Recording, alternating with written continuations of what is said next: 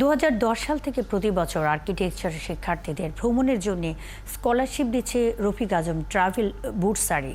সেই ধারাবাহিকতায় ব্র্যাক বিশ্ববিদ্যালয়ের আর্কিটেকচার ভবনের মিলনায়তনে 2024 সালের বিজয়ীদের অভিজ্ঞতা শোনা হয়। বাংলাদেশি শিক্ষার্থীদের জন্য এই ভ্রমণ জ্ঞান চর্চার জন্য এবং নতুন কিছু জানার জন্য প্রতি বছর একজন শিক্ষার্থী বাংলাদেশ থেকে বিদেশে যাওয়ার সুযোগ পায়। তেমনি রফিক আজম ট্রাভেল বুটসারির শাখা সাতত্য এর পৃষ্ঠপোষকতায় বিদেশি শিক্ষার্থীরাও বাংলাদেশ ভ্রমণ করেন।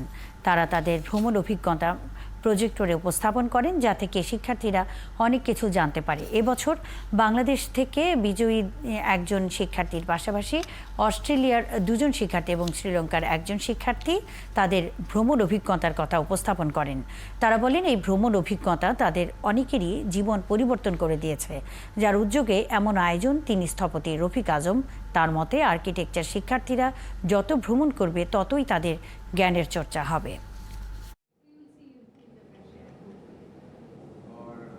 আপনি যদি ক্রিয়েটিভ হতে চান তাহলে কিন্তু আপনাকে অনেক বেশি দেখতে হবে এবং ঘুরতে হবে। পৃথিবীর বিভিন্ন প্রান্তে বিভিন্ন ধরনের সংস্কৃতি রয়েছে, মানুষের চিন্তা ভাবনা, মানুষের উদ্ভাবন, এবং তারা কিভাবে শহরকে গুছাচ্ছে, তাদের জীবন গুছাচ্ছে, কবিতা কিভাবে তৈরি হচ্ছে ওই দেশে, গল্প।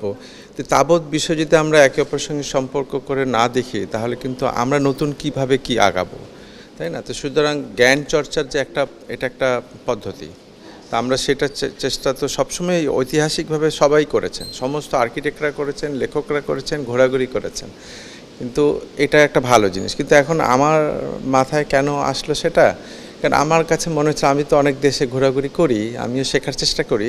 তো একসময় দেখলাম যে আমরা একটা ভালো জিনিস পাই, আমরা জ্ঞানী হলে, পড়াশোনা ভালো করলে আমাদের কিন্তু স্কলারশিপ আমরা পাই। বাংলাদেশে একটা চর্চা আছে, স্কলারশিপ পেয়েছি বলে আমরা গর্বিত হই। তার মানে আমরা স্কলারশিপ যখন নেই তখন আমার হাতটা আমার কিন্তু এরকম থাকে যে আমি গ্রহণ করছি।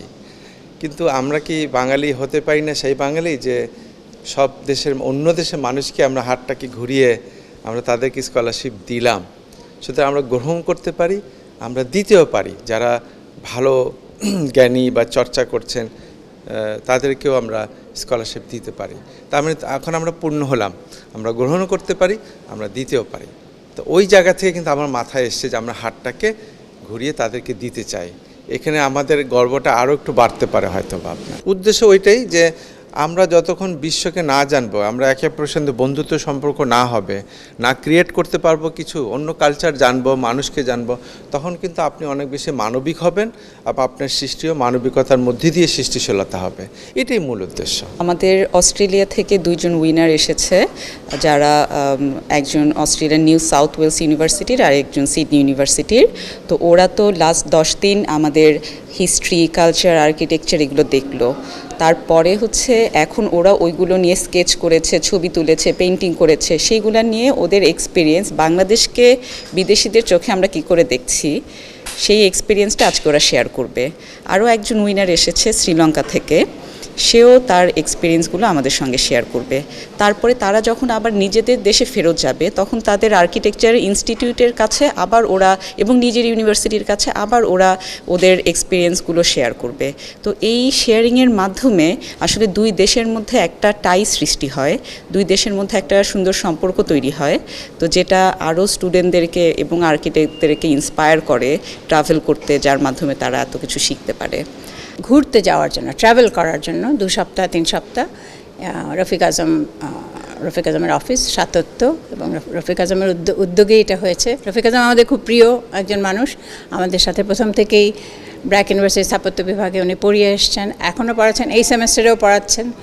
তো এইটা খুব একটা ভালো উদ্যোগ, কারণ স্থাপত্যে সবসময় বলা হয় সেই কবেকার, সেই অনেক আগে তারাও ঘুরতেন স্থপতিরা। আমরা যদি মাস্টার আর্কিটেক্টের দেখি, লি কর্বুজিয়ের একটা কথা খুবই ছড়িয়েছে যে না, if you want to be an architect you have to travel. কারণ ট্রাভেল করলে, দেশ বিদেশ ভ্রমণ করলে অনেক কিছু দেখা যায়। একটা স্থাপত্য হচ্ছে ওই দেশের কালচার, টাইম, প্লেস, এগুলো সব কিছু রিফ্লেক্ট করে। তো লি কর্বুজিয়ে নিজেও ঘুরতেন অনেক কিউরিয়াস ছিলেন, অনেক কৌতূহল ছিল ওনার দেশ বিদেশ সম্পর্কে জানা। ওই সময় অনেক কষ্ট ছিল ট্রাভেল করা। তারপরে উনি ঘুরেছেন, এশিয়া ঘুরেছেন, ইউরোপ ঘুরেছেন বেশিরভাগই, নর্থ আর সাউথ আমেরিকা গেছেন। আর ইন্টেন্সলি কিউরিয়াস ছিলেন। আর তারপরে যতক্ষণ ঘুরতেন, যেখানেই গেছেন পেইন্টিং করছেন, স্কেচ করছেন, লিখছেন, তো আর তো অবগাহন করছেন ওই দেশের কালচারের আলোকে।